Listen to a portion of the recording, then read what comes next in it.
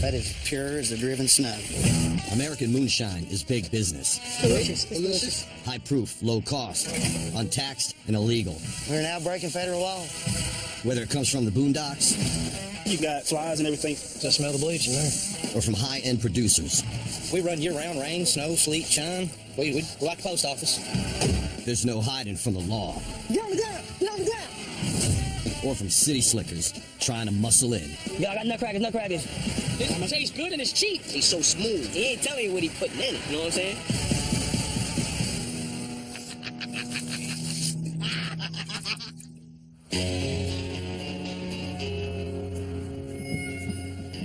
Deep in the Appalachian Mountains, it's the first day of whiskey-making season for one expert moonshiner. Most people tell you they've had 180 proof alcohol, ain't never had nothing higher than 100.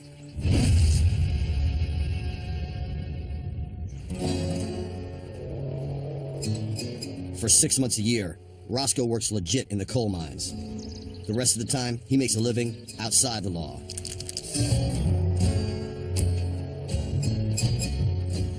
We're looking for a place to set up a still site for this year. This is the easiest way to get down the river and less chance to run into somebody.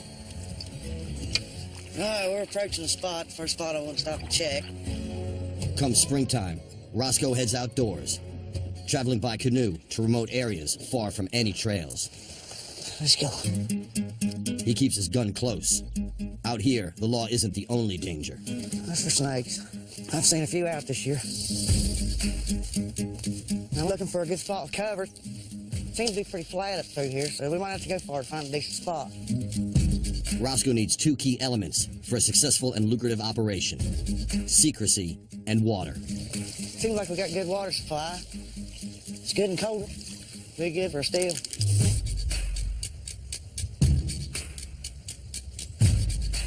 I think I found what we're looking for. Got plenty of cover. You can see good waves. Somebody's coming. And hopefully this is good water. Low pH level.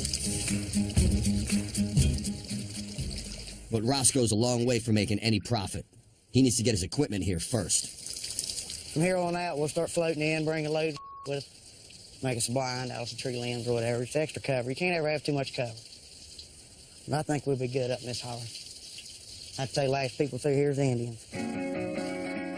Roscoe's found the perfect site, hidden deep in the traditional heartland of moonshine production, the southern Appalachian Mountains. Illicit alcohol gets made right across the south. And 700 miles southwest in Holmes County, Mississippi, a special police unit is cracking down on shiners like Roscoe. All right, who's planning on being extra last? These enforcement agents are part of the state's alcoholic beverage control. They specialize in enforcing liquor laws and catching moonshiners. Let's make a real quick prayer before Yeah. we go. Dear Lord, I just ask that you be with us today, and I thank you for your protection and be with everybody and keep them safe. In Jesus' name I pray. Amen. All right, be careful, guys. They may be good old boys, but they're still criminals. Rusty Hanna has spent over 30 years in the ABC, finding and destroying moonshine stills. What we're doing today, we're going to execute a search warrant on a known moonshine violator. The agents are acting on a tip. We anticipate locating a primitive whiskey still somewhere in the near proximity to his house. You're the man in charge here. Come on with me. Anybody in the house, Mo? House is clear. You're not under arrest or anything. You're just going to sit there for our safety, okay? The house is clear. So Rusty focuses on the outbuildings. Spreading out a little bit now, looking to see if we can find a trail or something that lead to a still. Got some moonshine in that. That's good way to try to freeze it here. Whiskey, moonshine. This more than likely was what he was consuming himself. That's whiskey. Whiskey. But they're looking for more than a few jars of whiskey. Then the huge fuel tanks at the back of the property catch Rusty's eye. I mean, you think about that, 1, 2, there's 3 butane tanks for one little bitty house. He's using the majority of this probably for cooking whiskey somewhere. He fill his bottles up and take them from here to wherever his still is. Rusty's willing to cut a deal with the property owners if they give up the source of the shine. If you help us out, we might help you out. You don't know nothing, do you? They're not playing ball. They don't know nothing. They're very clannish type people. Moonshiners don't talk. He says he don't know the guy he buys his from. He's a mystery man. But Rusty isn't deterred. We ain't found his stash yet. This wouldn't be a bad place to hide some whiskey. With over 30 years' experience, it doesn't take him long to spot something unusual. There's a lot of traffic right here. Andy, look, I mean, what is something doing standing right here all the time, see? There you go. A trunk full of old bleach bottles. There's a gallon of whiskey. Yeah, that's nasty. And some mystery ingredients. That looks like fruit. Ain't? I don't know. Time to make sure these bottles won't get used again. This moonshine is low quality. It's potentially deadly. Rusty's team needs to put this crew out of business, if they can find the still. This is the bottom end of the social class for whiskey. 800 miles away in Virginia, it's Sunday morning. Get a damn dosh out of it, man. This is where illegal moonshine often ends up. In an unlicensed bar, also known as a juke joint. Something special. Fried chicken and dragon corn. Look.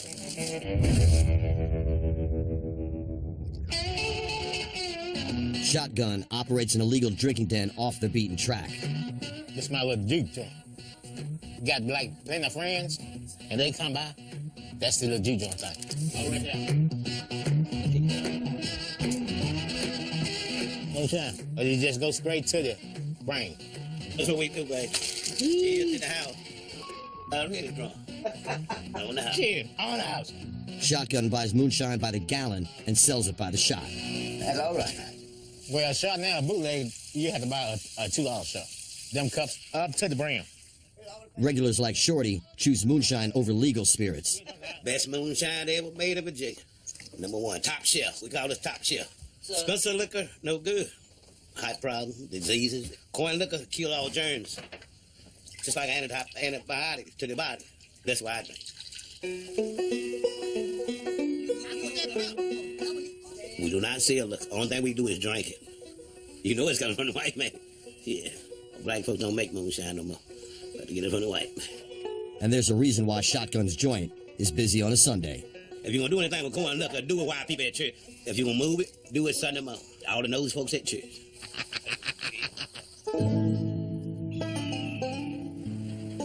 Sunday's supposed to be the day of rest, right? Everybody's in church, probably where I should be. But got some orders to fill. People waiting, all the time waiting. Back up in the mountains, Roscoe's customers are keeping him busy. Care to set that up for us? Up there where the two creeks meet. Today, he and his buddy are starting the long process of making moonshine. My helper, he got freed up today, so that's going to make my job a lot easier. I'm going to set my little stove up so we can start heating some water. They need plenty of water for this first stage of production. We need downhill pressure. You got to be above your still, if not, the water won't flow. We got water. Today's the day we get the mash started.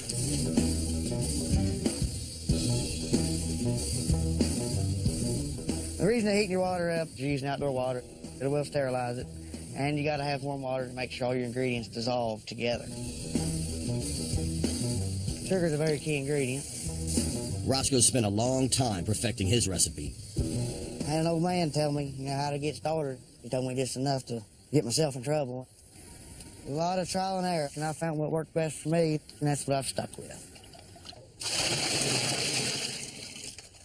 Mix the cornmeal in, give that good corn whiskey flavor to it. The mash could also provide a tasty treat for some of the area's local residents. Hopefully a big old bear don't smell that big sweet can of mash, come try to give him a big drink up tonight, knock it over. That'd be catastrophic. We'll see you in a minute. Yeah, that tastes just about right, just perfect. I had the yeast and very secret ingredient. Adding yeast speeds up the sugar's transformation into alcohol.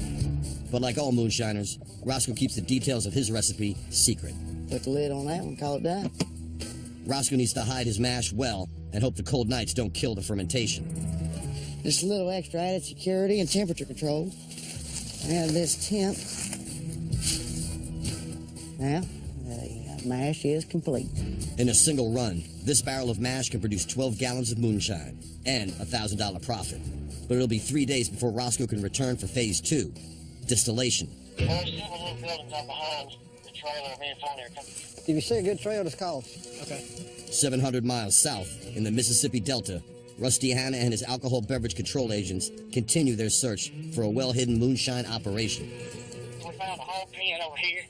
It's got a barrel full of spent mash that he's feeding the hogs. There's some bacon. That's rye. Got a butterbean or two mixed in there, go. That's spent mash that they've made whiskey with. And it's not strong enough to make whiskey anymore. And so he's feeding it to his hog. He's producing more spent mash than he can feed to his hog. Another telltale sign that there's an operating still nearby. Then Rusty catches a break. A call comes in from a search party. They've made a major discovery. Hey, y'all go get that liquor up, young. I got it, son. I got it, Steve. Okay, where's that? Yes, they're trying to get it to me. The trail's behind that resident location all the way to the back. Roger that. We're coming to your location. Looks like a 6-barrel. 6-barrel. They just located a still over here in the woods. So we'll get to go see an active operation. But to make an arrest, Rusty's got to catch the moonshiners red-handed. Mississippi enforcement agents have hit the jackpot deep in the woods. A working moonshine still. Oh, it's bad hot. It's a major 6-barrel operation that the moonshiners abandoned mid-cook.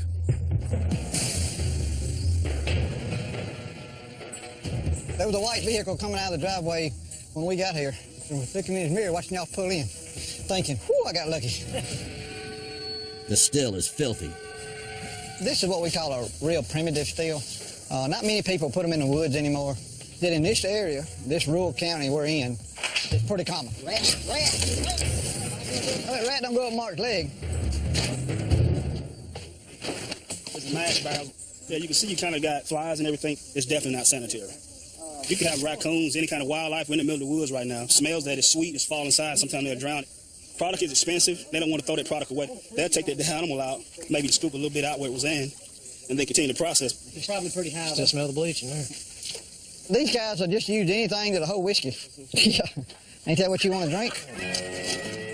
This guy here could make about 50 gallons of whiskey a week. He's probably clearing about $700 a week, clear money, after the expenses. But they need to catch the moonshiners red-handed to prosecute them. So today, there's only one thing left to do. Decommission it. We'll just destroy everything here where you can't use it again. Come on now, you look like a girl. Despite its poor quality, Rusty knows there's a ready market for this product. There's a certain amount of the population that has a demand for it. They want moonshine. You can buy legal moonshine, which is non-aged whiskey in the store, but they'd rather have this light gut, high alcohol content moonshine. And I really don't know why, other than the price. Rusty and his team have put this operation out of action for now. But as long as demand remains high, even the worst shine producers will stay in business. And that's bad news for drinkers. People who are distilling it to make money. They don't care about quality controls. They're going to be selling to people they don't know.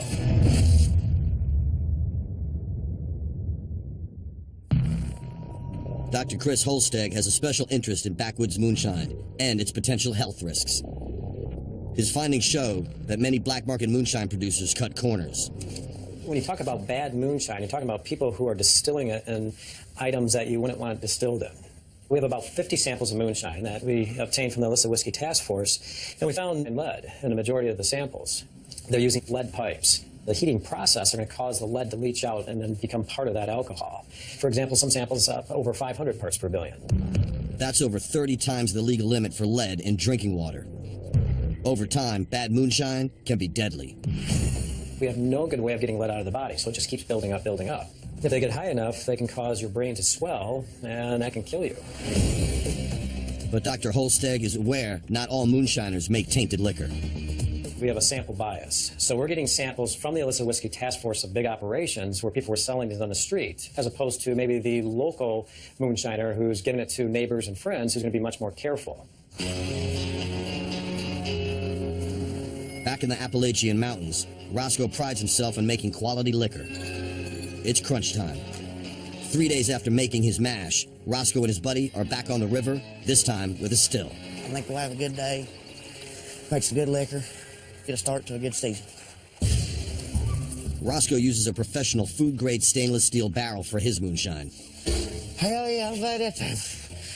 Let's check our mash situation, see how it's coming. He's concerned that low nighttime temperatures may have ruined his mash. It's done. Now comes the moment of truth. Get this thing lit up. As the still heats up, so does Roscoe. Thing that I don't understand, pay taxes on the corn, pay taxes on the sugar, pay taxes on my propane, I pay taxes on all my equipment, but somehow when you mix it all together and light a fire under it, it's not taxed. I just don't get it. Making moonshine without a license and not paying tax on it are both felonies. But for Roscoe, there's no turning back. All righty, that's it. We're now breaking federal law. At his secret location deep in the Appalachian Mountains, Roscoe and his buddy are making moonshine. The mash is hot, and it's time to build the still. Now, complete the stick. The still head is a series of copper pipes that turns vapors from the mash into an illegal moneymaker. Now we're going to establish cold water to condense our alcohol vapor back into a liquid. Roscoe uses a compact modern still that's both portable and able to produce extremely high-proof alcohol. You got hot vapors circulating through a cold jacket of water, recondensing into a liquid, the purest alcohol. That's when you are an outlaw. You're stealing money from the federal government at this point in time. But moonshine can kill. The first few fluid ounces of Roscoe's run are known as the heads. These contain stuff you don't want to drink. I'm taking the heads off. That bad stuff in it. You always take your heads away. Keep your heart.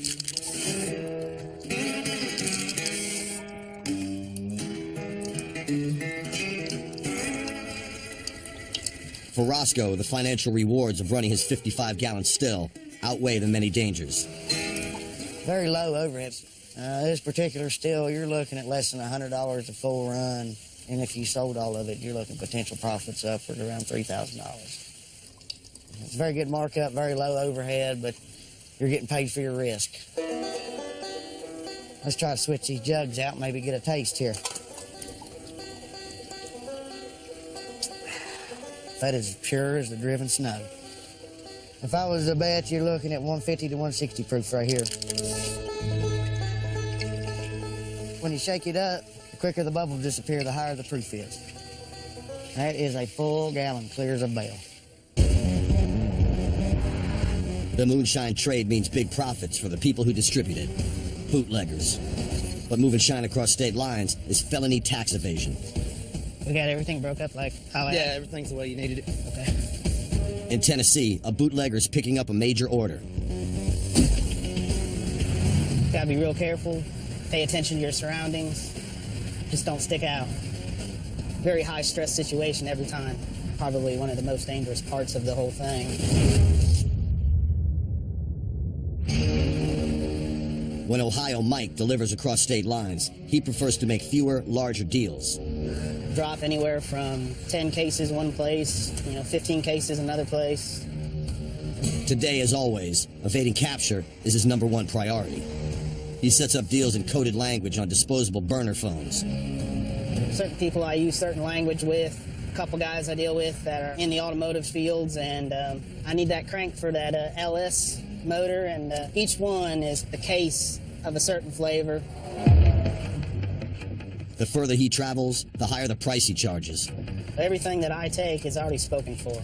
After it leaves this state, heads up north or east or west, sometimes it skyrockets into $100 a jar. Moonshine is no longer just a backwoods secret. It's spreading north to the cities, where its street value can balloon up to 400%. And that brings both competitors and imitators. In New York City, illicit booze makers have developed a drink of their own. Yeah, I got nutcrackers. I got a watermelon coconut. I got a blue one. It's like a blue Hawaiian. Guys love to drink. And if they ain't got no beers around, they gonna get them nutcrackers. That's how you get right. You like the dark liquor? Which one you want? I like dark liquor. It's a sizzling Friday in the Bronx, and Inf is cashing in on his homemade elixir of fruit juice, whiskey, vodka, schnapps, and rum. INS, INPH, yeah, INPH, yeah. Combining customer service with hip-hop hustle, he sells frozen nutcrackers across all 5 boroughs. Nutcrackers is a part of New York City uptown. It's like in our bloodline. The reason why people get nutcrackers is because instead of them being cooped up in a club and spending X amount of dollars for a bottle, they can just grab a nutcracker for $5, $10 as a cheap, sauce to get drunk. Over the weekend, Inf aims to make over $4,000, but a street hustle always carries risks. There's so much activity going on, so any type of movement you making, even on the liquor, you gotta be careful because you never know. Police jump out and make it like a real hot situation for you. You don't want to lose your whole quantity. They'll take your whole and just dump it in the street. Yo, don't drink it too fast, though,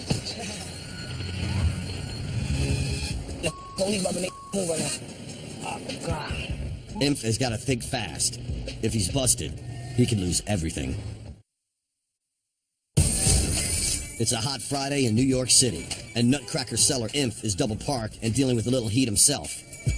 I just bought a half in the store, but they trying to find my size. They said they had it in the back. Good? It's about parking. With the crisis averted, it's back to business. All right, copy. What's up, bro? He's in the Bronx, sourcing raw materials for today's batch of frozen nutcrackers. I want to get 4 cases. Like a moonshiner, Inf keeps his recipe a closely guarded secret. What's up, man? The number one thing about nutcrackers is that everybody thinks they know the recipe, but they really don't know the recipe. You got vodka, you got rum, you got schnapps, and then just your different flavor. The actual street recipe is unrevealed, like top secret, like CIA. Back home, he'll turn all this legal liquor into nutcrackers. Selling them is a high-profit illegal enterprise. These right here, 16-ounce bottles. They go for $10. That's 150 bottles. That's $1,500. Let's say you just had $40 to your name. You could basically buy 1 bottle of each ingredients and probably make at least $300. Where can you go and spend 40 and make 300 in an hour? Shake. Done. A last crucial addition: dry ice. You just pop one of those in there, and whatever this touches is gonna freeze. And you just zip it, and that's it. With a trunk full of nutcrackers, Where you at? Inf hits the streets. Oh, how many I want? And demand is soaring. 4 flavors. Get that special flavor. Like I'll call him for me and say, yo, me and my homie want a few, but he'll get here and it'll be an extra 5 or 6 guys that want some. So it's like, you do the math, you know what I'm saying? Yo, where you at exactly? Where's Jessup Avenue? Where's that? Singles are $10 a pop. Inf offers discounts to tempt customers into buying more. The popular, the 4 for $35. That's what, everybody likes the 4 for $35. They feel like they're getting something for free, Typical just Friday. It's making money. The American way. As night falls, the demand keeps rising. I have an advantage because I offer a service where I deliver. You will have local neighborhood guys, they just have nutcrackers on their block and you go to them. But for me personally, my advantage is that, I go to my clientele. 8 of them, okay? We get I like the blue ones. They're gonna be out sometime 3, 4 o'clock in the morning. I'm at a 15-hour day. Yeah, it can be. For a hustler like Inf, any chance meeting is a business opportunity. Yo, so you got my IG. You know what I'm saying? If you need a delivery, just hit me, just follow me, and I'll follow back. All right, do your thing, baby. All right, cool. Inf has embraced social media. It's driving the expansion of his underground business. Facebook, Instagram, you gotta learn how to utilize hashtagging, setting up the right keywords so when someone searches you in Google, your thing pops up first. You just gotta learn the game. The thing about the nutcrackers is that you can actually promote the nutcrackers more than you could on other products.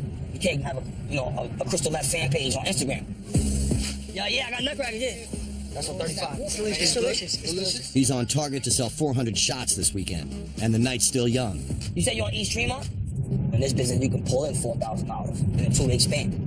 It just depends on how consistent you are, because it's all about the product. If your customers are satisfied, they'll continue to keep paying for what you deliver. Inf thinks his nutcrackers trump any southern imports. If I was in the hillbilly woods, I'd be killing it. There wouldn't be no moonshine over there. Nutcrackers would be the moonshine. But down in Tennessee, one couple has already cornered the market in flavored moonshine. So we got 7 peach, 4 pineapple, 4 blackberry. We'll do some peanut butter and jelly. And I don't use recipes. I don't use measuring cups. I've done it so many times that I sort of just know what it takes. I'll do the friendship tea real quick. Today they're under pressure to fill an order for an important client. It's a custom order. It's what somebody specifically asked for. They make 33 flavors, but they focus their business on supplying a very select clientele. They give us basically how many of what they want, and so based on that, that's what we make. Keeping large quantities of illegal liquor at home is risky, so they only produce to order, and they're eager to move their product fast. We don't store it here, and the other side of that is if it's sitting here and it's being stored here, then obviously we're not making any money off of it. Same thing in any economics class. As supply goes up, demand goes down. So you can control supply and demand like most manufacturers do, and then as more people want it, we can just get more selective on who we sell it to. Our price doesn't vary. All the flavors are 20 and clear is 25 a quart.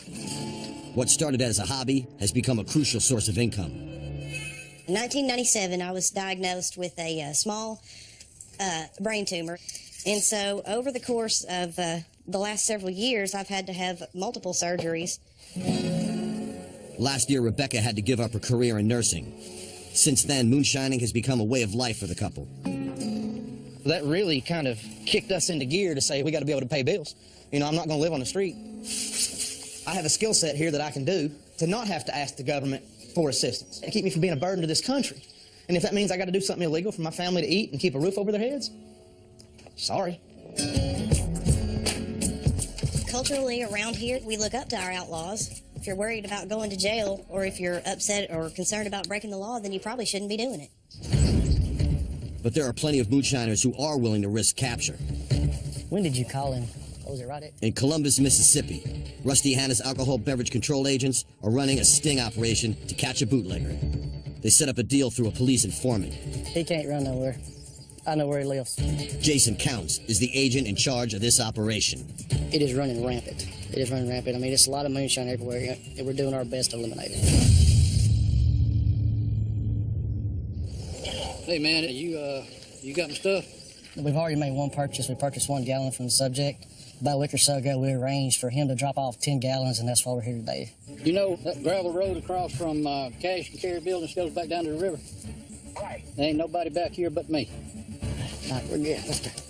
Today, the violator could possibly come with weapons. It could turn wrong in just a split second. I mean, you have to be mentally prepared for anything that takes place. As soon as we can see a gallon of it and know that it is here, we will take them down.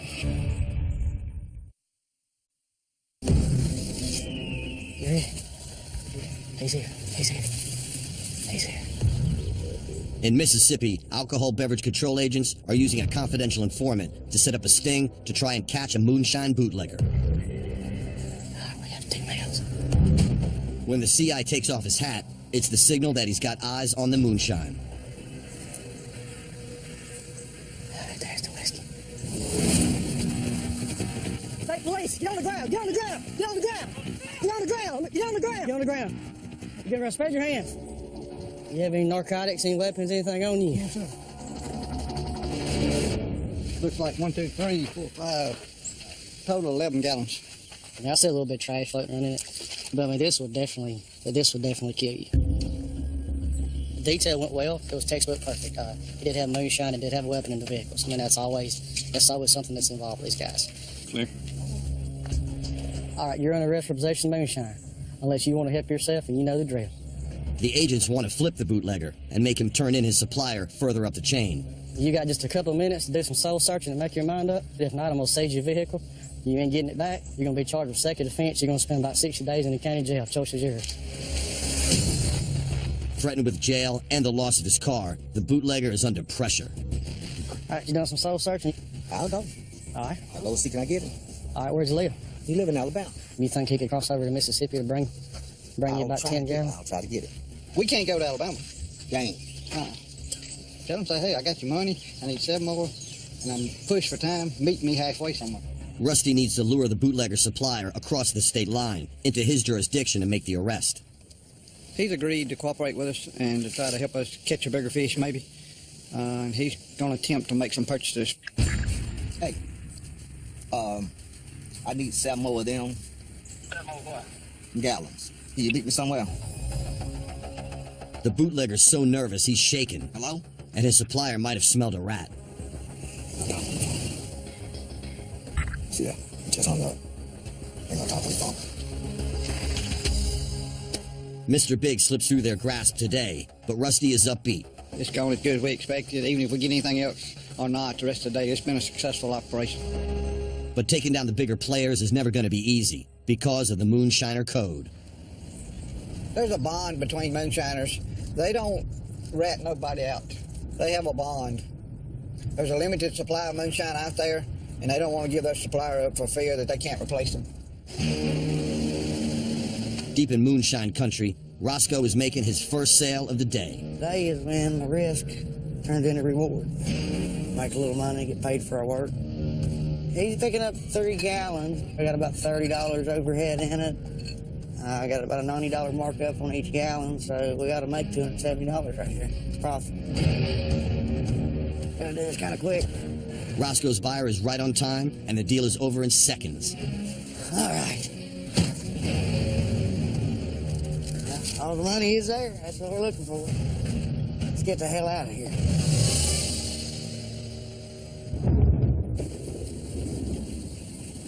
That's all of those. Now we're gonna have to box it up. Back in Tennessee, Chris and Rebecca have a tight bond with their bootlegger. Today, they're preparing another order. The mason jars will attract attention, so it's crucial they disguise them. People get kind of questioned. Or they'll be like, what are you doing with all them jars back here? So you put it in a box like this. We seal them back. It just looks like you've got an unopened box of oil in the back of your truck. I know basically kind of where it's going because I like to keep track of it a little bit. And I know that they sell it for more money. Well, all right, well, that's fine. I'm not going to go up in price because they're making more money off of it. Again, if I go up in price, it's going to sit here. I don't want it to sit here. I want it gone. In any black market supply chain, each point of sale is a weak link. As soon as you sell it or transport it, it's a felony. So a lot more of the risk falls on the next guy. Ohio Mike is the main distributor for Chris and Rebecca's moonshine, both locally and out of state. Go. I'll get back with you. The next stuff. Definitely. Today's delivery is local, but if he's caught, Mike still faces severe consequences. It definitely could be bad. Oh, I'd go to prison for a while. Long while. Especially with the quantity that I have. Can't really say it's a personal use type thing. His vehicle sitting on the side of the road, basically just make a quick drop off. Very high stress situation. I definitely do my homework on meeting points, roads wise, which way I can get out. Gotta know where the back door is, so to speak. That black truck right there is kind of where I'm going to. Making a drop on a public road is extremely risky. Mike could be heading right into a trap. In Tennessee, bootlegger Ohio Mike is dropping off 2 cases of moonshine disguised as motor oil. He's on a public road, and he's exposed. Time to get out of here. A couple oil boxes. Nobody even noticed. Most people are out to become rich. I'm just doing it to make a little extra money to kind of help out at home. But Mike can't stop. He's a slave to market forces. Usually on most runs that I do, I get upwards about 1,800 to 2,500. I'm usually out for upwards of a week, depending on how many states I have to hit. It gets stressful when you're hopping state to state to state.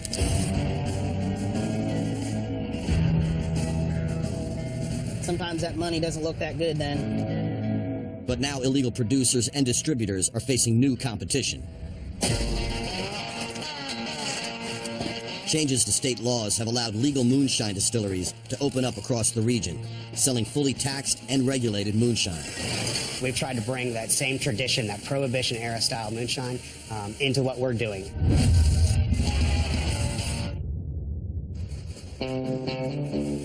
Got a 250-gallon still, and we're running it twice a day, about every day of the week.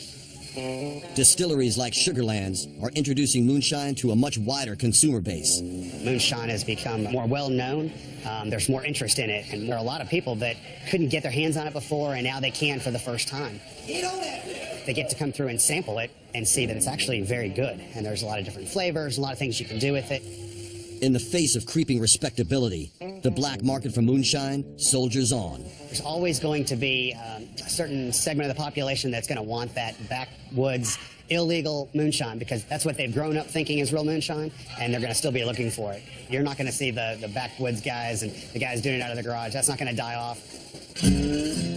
Just a few miles down the road, Chris is preparing to do another run. He senses the changing tide, but he can't see himself ever going legit. I would love to do this legally. I would love to do this as a job. I love this that much. I would love to do that. But I don't have the pockets to do that. So that makes it very hard. You can make beer legally, you can make wine legally. They go to 50 gallons of beer per person in the household that's over 21. But this is illegal because tax money. Yeah, I'd love to make this out in the open, not hiding, back like we are right now. You want another one? Back in the Big Apple, Inf has only just begun riding the nutcracker craze. Still a lot of people out here that's in poverty. They need different resources to make money. And nutcrackers is one of the best ways to make money because it's low risk, high reward. Business is booming, and rivals are not a problem. There's enough money for all the competition to survive equally. 2 or 3 people with the same product can be in the same place at the same time and win. Down in Mississippi, Rusty still sees and shine. In the past 12 months in the state of Mississippi, we're seeing and seizing more moonshine than we have in the past 2 or 3 years. I don't believe it's going to die anytime soon. I believe 30 years from now there'll still be moonshine. As long as there's a demand for it, somebody's going to make it. No one knows this better than Roscoe. He's still up in Appalachia, still making shine, still one step ahead of the law. Be a successful moonshiner, you got to be a sort of an outlaw, or you'll never make it. I've been doing it for about 8 years. I still love doing it. You got to enjoy hard work, and you got to have tight lips, because you can't tell on yourself. One of the main motivations is keeping an art going, an old Appalachian art. It's going to die off if people don't take interest. But then again, the less competition I have, the better off I ain't.